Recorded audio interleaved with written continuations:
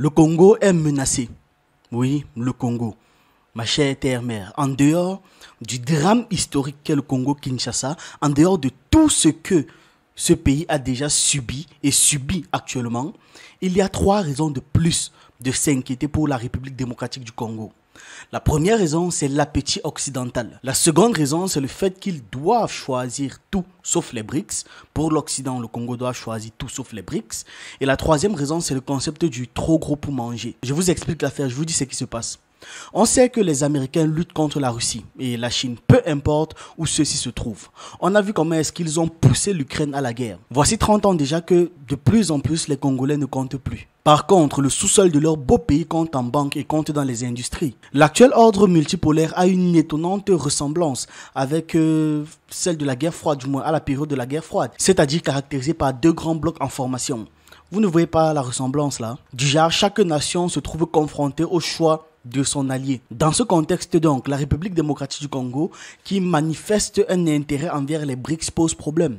C'est difficile pour le Congo d'officialiser une telle orientation sans déclencher la réaction immédiate de la part de l'Occident. Cependant, la RD Congo s'engage activement dans une nouvelle dynamique perçue comme une lueur d'espoir pour l'ensemble de la population. Certaines personnes dans les hautes sphères congolaises ont fini par comprendre que l'Occident n'est pas viable et ne l'a jamais été.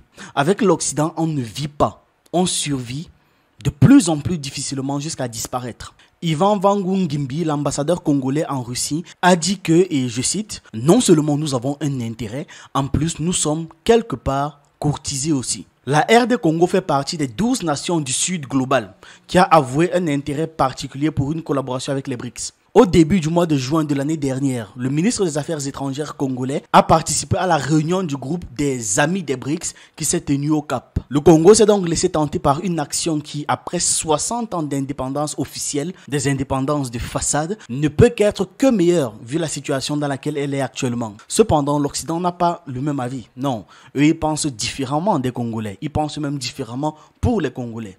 Ils estiment que le Congo n'est pas le Mali. Il est considéré comme un bijou qu'il est impératif de contrôler. Et là, je suis en train de citer les termes qu'ils ont employés. Un bijou qu'il est impératif de contrôler. Donc, ils doivent absolument contrôler le Congo. On va faire une très petite présentation de la géographie du Congo qui est nécessaire pour comprendre la suite. Le Congo qu'ils veulent est géographiquement fragmenté en 3 grandes parties distinctes. Le Bas-Congo avec Kinshasa, l'ancienne région minière du Katanga et l'Est du Congo, comprenant le Kivu, très riche en ressources minières mais caractérisé par une exploitation informelle. Les réseaux routiers et ferroviaires actuels ne permettent pas une interconnexion fluide entre ces 3 entités. Entités d'ailleurs qui émergent comme des îles au sein d'un océan verdoyant en fait. Cette limitation constitue la principale vulnérabilité du Congo. Les 3 zones ne communiquent pas. Malgré sa population importante, on parle de plus de 100 millions d'habitants et majoritairement, et je répète, très majoritairement jeunes, le Congo est un pays francophone. Oui, je sais, on parle lingala, mais c'est un pays francophone. La dernière fois dans la vidéo sur le Congo, j'ai vu plein de Congolais là qui se plaignaient que d'autres faisaient des fautes d'orthographe, de grammaire, etc., etc. Et je suis sûr que comme je parle là, la plupart des Congolais me comprennent. Depuis sa réélection il y a quelques semaines, Tshisekedi semble un peu embêter l'Occident, c'est-à-dire il dérange un peu l'Occident. La mise en concurrence réelle lors de l'octroi de contrats miniers entre les acteurs occidentaux et la Chine rend désormais difficile l'optimisation, entre guillemets, l'optimisation des investissements. L'optimisation, en fait, ici, ce sont les abus. Et donc maintenant, ce que l'Occident tente de faire, c'est une révolution de couleur. Sauf qu'à Kinshasa, une révolution de couleur, c'est hautement improbable. Les méthodes traditionnellement employées par les services anglo-américains demeurent inefficaces à l'état actuel des choses.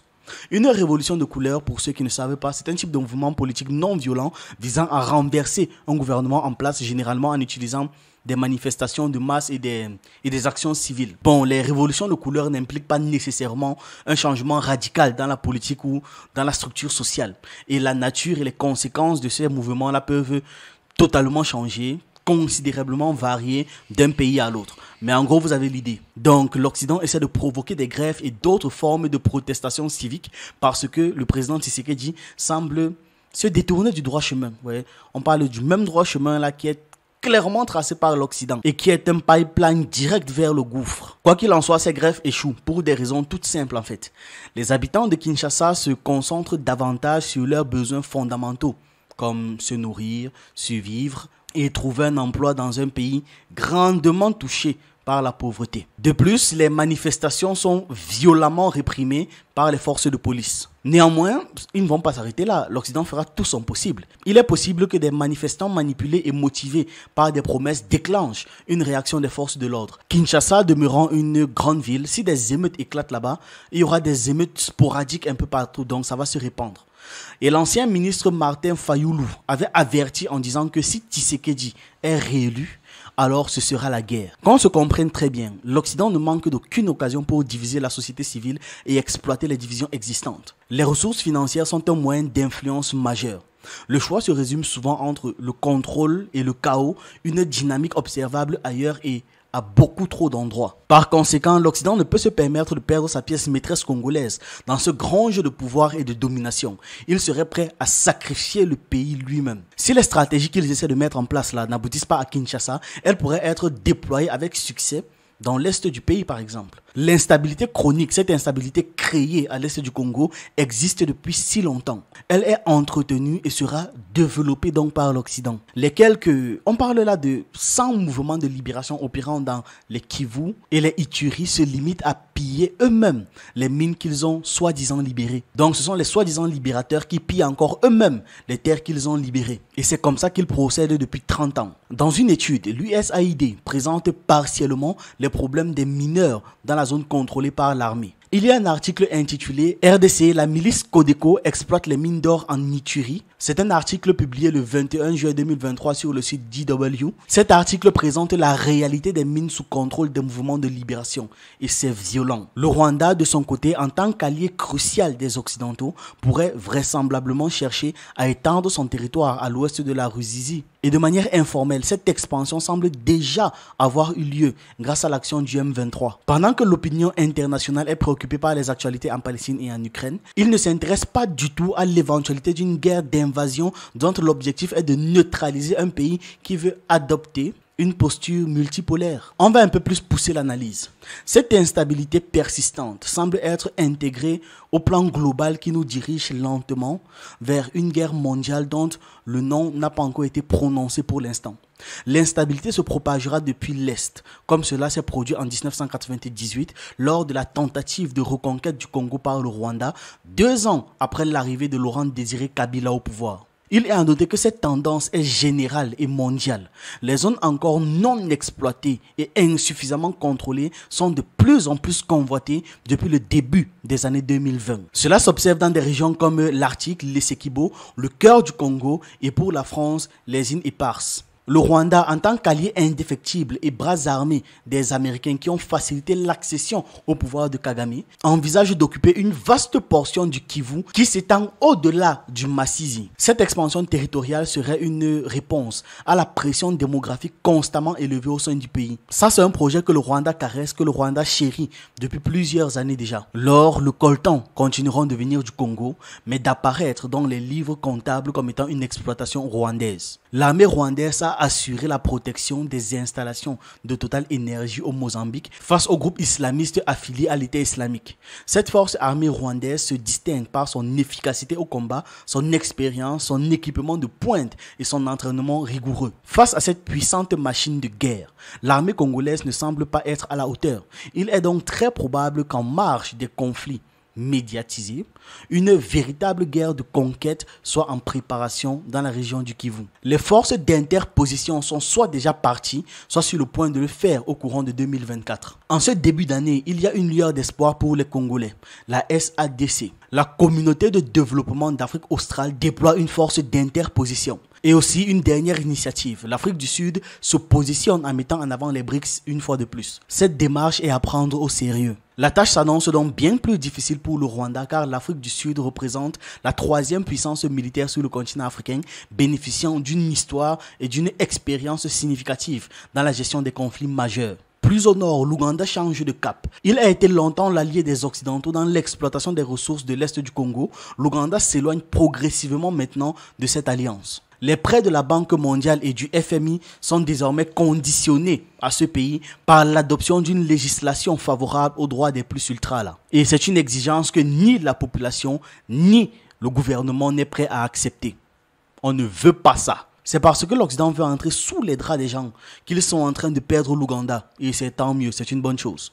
Les États-Unis viennent donc d'exclure l'Ouganda de l'AGOA, cette arnaque qui disait faciliter l'accès des produits ougandais sur le marché américain alors que c'était juste un outil de pression supplémentaire. Et là encore, la solution vient d'un des pays des BRICS. Ici, en l'occurrence, de la Chine et de sa capacité financière impressionnante. Les investissements en infrastructure ne sont pas liés au choix politique des gouvernements. Le gouvernement ougandais comprend aujourd'hui son intérêt de ne pas suivre le Rwanda dans cette aventure militaire. Alors, je tiens à le préciser, la situation au Congo est bien plus complexe que ce que je viens d'exposer rapidement dans cette vidéo. Je ne vais pas prétendre avoir tout expliqué alors que j'ai à peine effleuré le sujet. Mais je vais m'en tenir aux principaux points et à ce qu'on doit retenir. L'Occident ne veut pas perdre le Congo et encore moins le voir partir chez les BRICS. Ça veut dire qu'il préfère que le Congo soit détruit que le Congo aille chez les BRICS. Ensuite, à Kinshasa, des tentatives de déstabilisation du gouvernement ont commencé et perdureront sans doute profitant de chaque événement et de chaque clivage. Ils ne vont même pas lésigner. Dès qu'il y aura un point d'entrée, les gars vont tenter un truc. Ils vont tout faire pour renverser le mouvement en cours. À l'est du pays maintenant, le M23 tentera d'élargir ses bases dans tout le nord Kivu. Cependant, plus au nord, la situation devrait s'améliorer car l'Ouganda se désolidarise complètement du Rwanda. Maintenant, à supposer que cette guerre se termine ou n'a jamais lieu, qu'est-ce qu'il adviendra du Congo? La richesse du Congo effraie. Les matières premières sont abondantes, présentes en surface, nombreuses et quasiment infinies. Depuis 1500. Je dis bien, depuis 1500, le Congo est pompé. Mais il y a toujours de la richesse à foison.